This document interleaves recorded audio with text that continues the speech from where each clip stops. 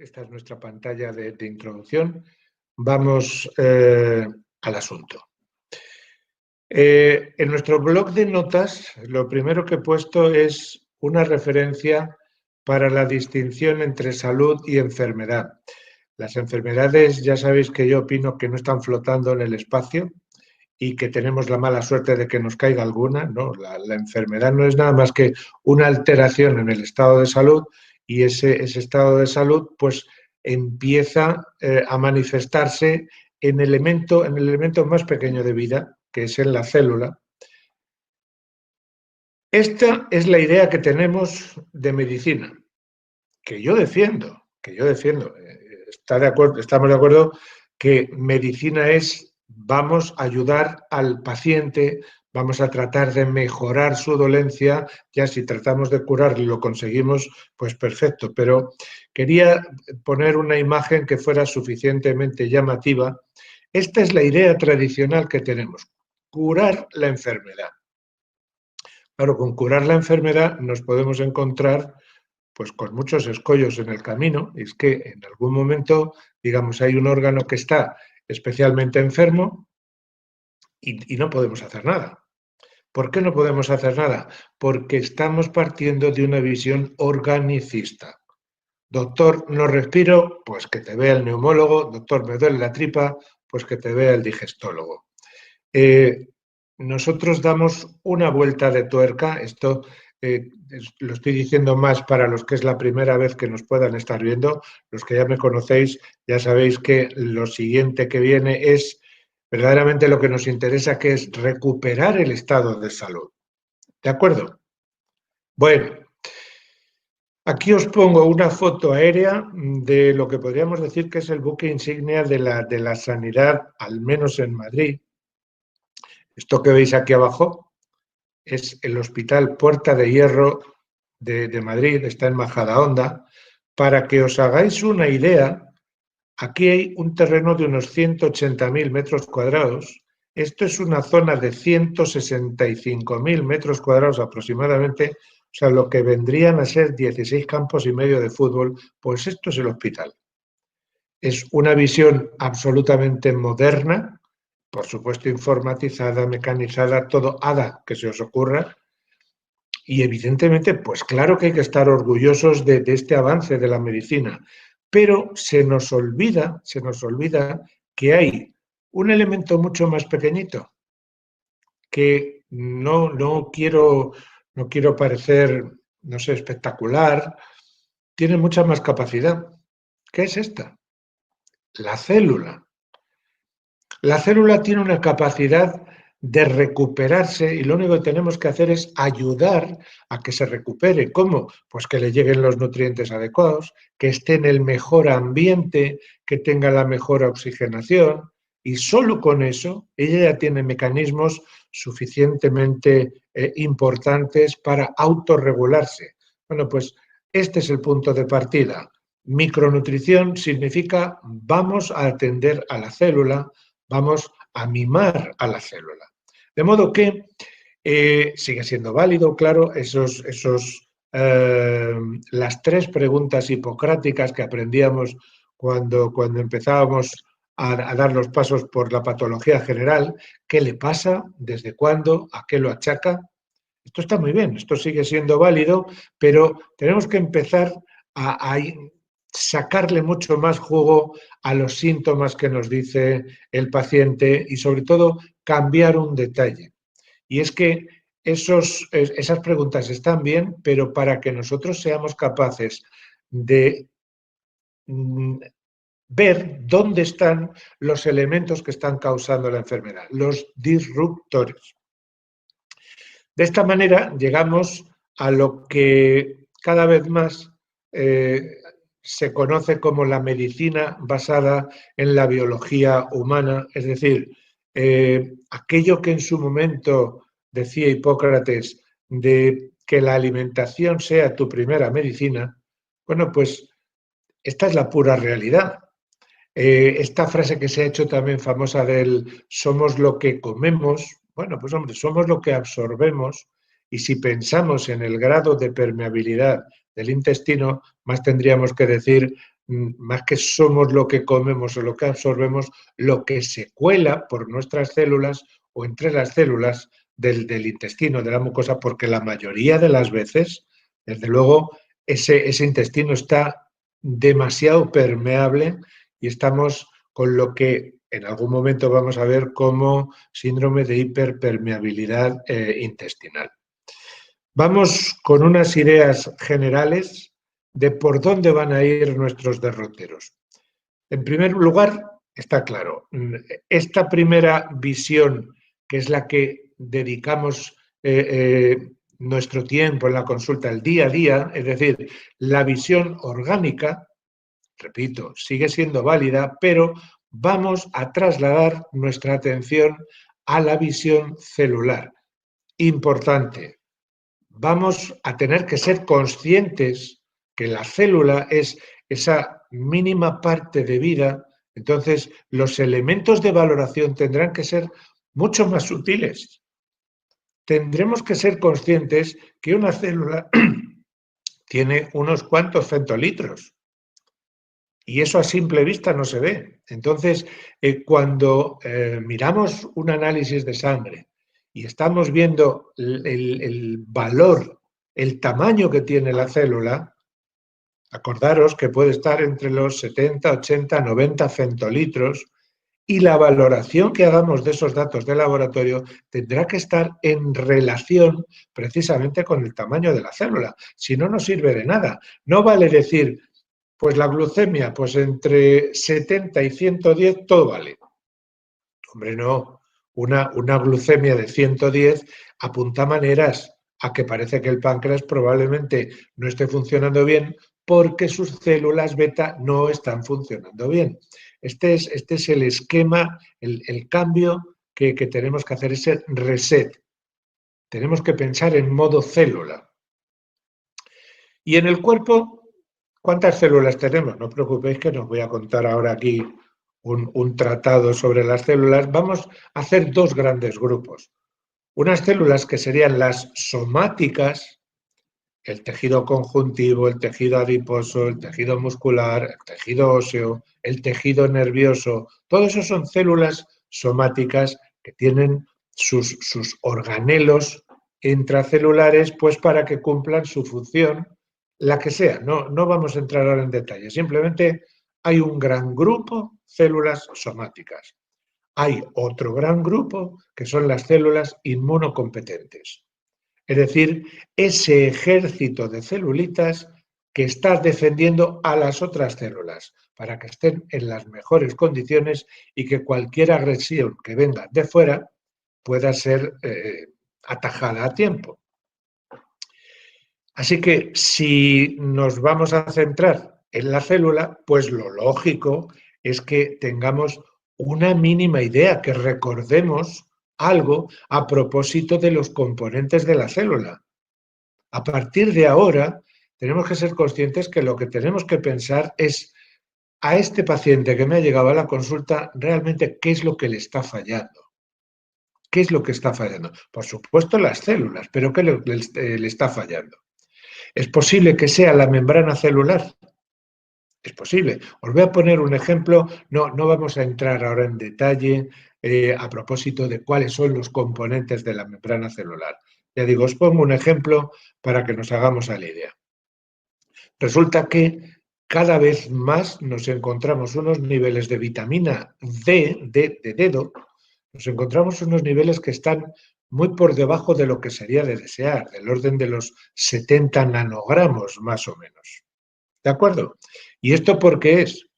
Enseguida lo primero que se nos viene a la cabeza. Hombre, resulta que España es un país de mucho sol. ¿Cómo es posible que no tengamos vitamina D si yo además salgo a tomar el sol? Hombre, primero que habría que ver si el sol lo tomas a las 3 de la tarde o a las 8 de la tarde, porque la incidencia de los rayos es completamente distinta. Pero no quiero ir ahí, quiero ir a algo más de detalle a propósito de las células. Mirad, aquí, en el espesor de la membrana celular, tiene que estar el precursor de la vitamina D, el 7 dehidrocolesterol.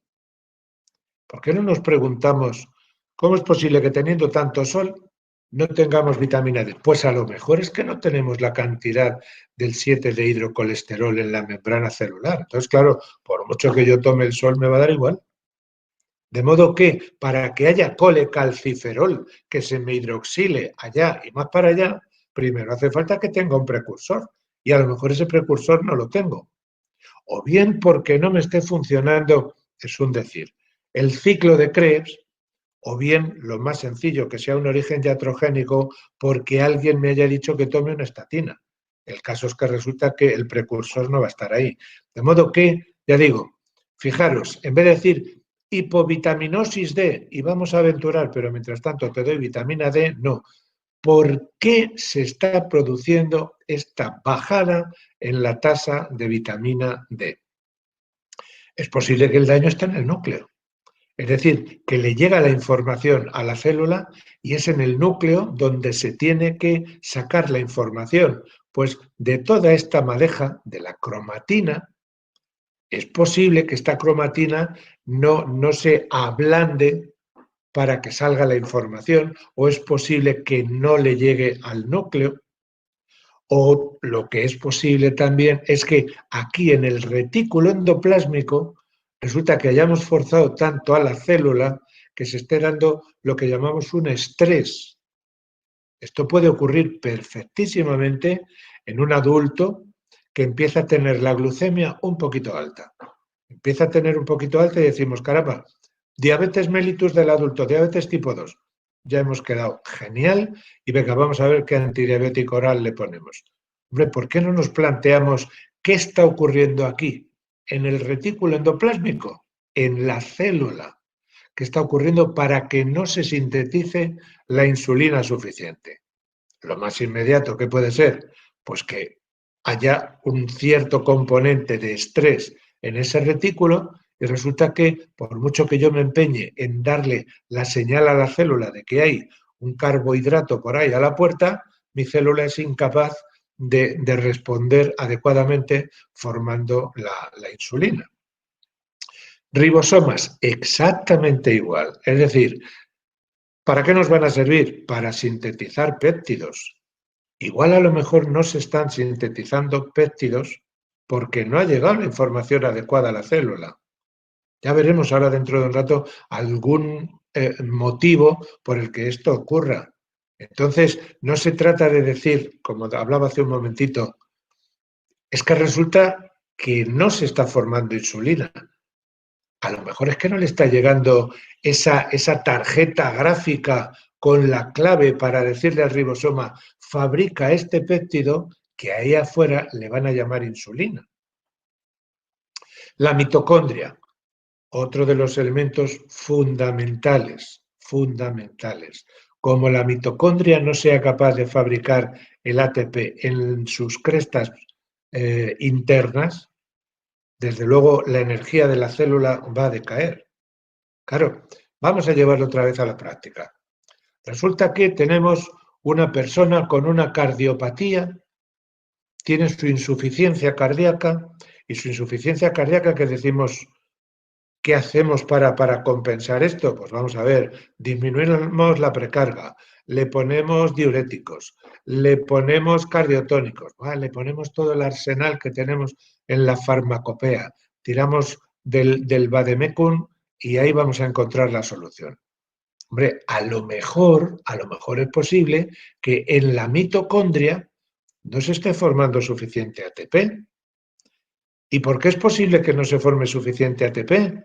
Pues porque no haya suficiente nivel de coenzima A, de coenzima Q, Q10. Bueno, pues desde nuestra visión celular de esa insuficiencia cardíaca, claro que vamos a recordar todo lo que hay que hacer para tratar esa insuficiencia cardíaca, pero nosotros vamos a decir, vamos a dotar de la capacidad energética a la célula dándole Q10.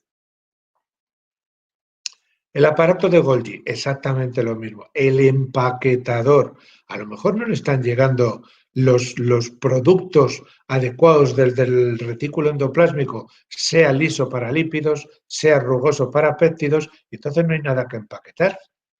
Bueno, pues lo mismo, ya digo, Estoy tratando de daros las líneas generales, que por aquí es por donde discurre parte del curso. Tenemos que ser conscientes que sí, que nuestro paciente tiene nombre y apellido, que es una persona, pero que ese paciente para nosotros son sus células, la pérdida del estado de salud de esas células. Y tenemos que ser conscientes que esas células son capaces de autorregularse, pero que por la circunstancia que sea, han perdido esa capacidad de autorregulación. No le llegan los micronutrientes adecuados o no los aprovecha como es debido o no elimina como es debido los metabolitos. Esto es micronutrición. Otro corpúsculo interesantísimo, los lisosomas, donde están las enzimas digestivas, exactamente igual. Es preciso que funcione el mecanismo para que en un determinado momento se liberen esos enzimas que están dentro de estos gránulos. Claro, nos puede venir alguien que nos viene contando que tiene unos picores, bueno, que tiene un cuadro aparentemente como de elevación de la histamina.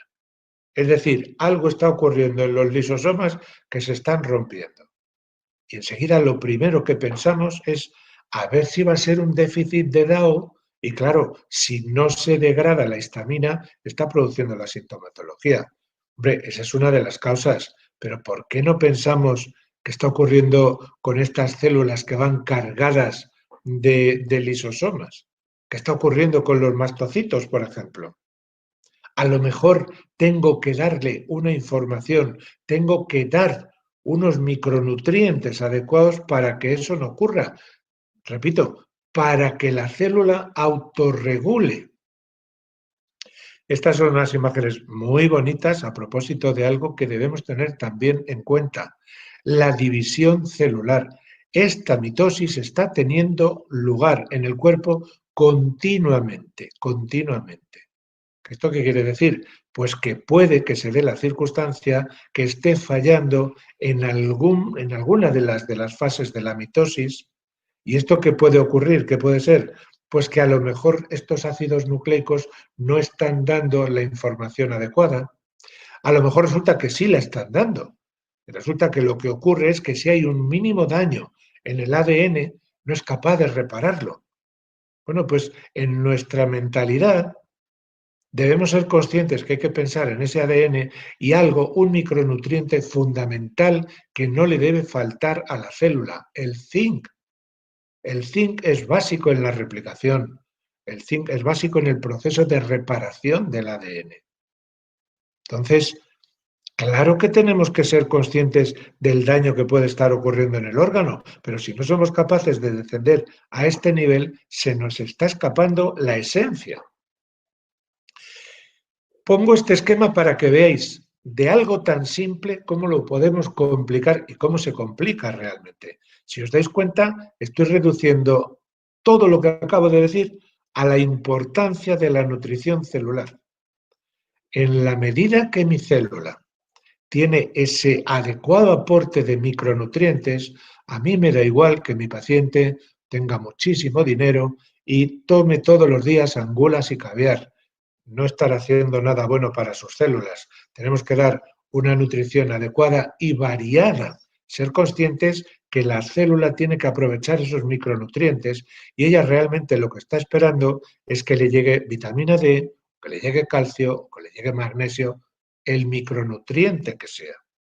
Porque a partir de esta nutrición, fijaros que vamos a tener tanto el sistema de mantenimiento de la célula, es decir, mantener su estructura y mantener su función. Y al mismo tiempo, a partir de esta nutrición, la célula va a ser capaz de conseguir su energía.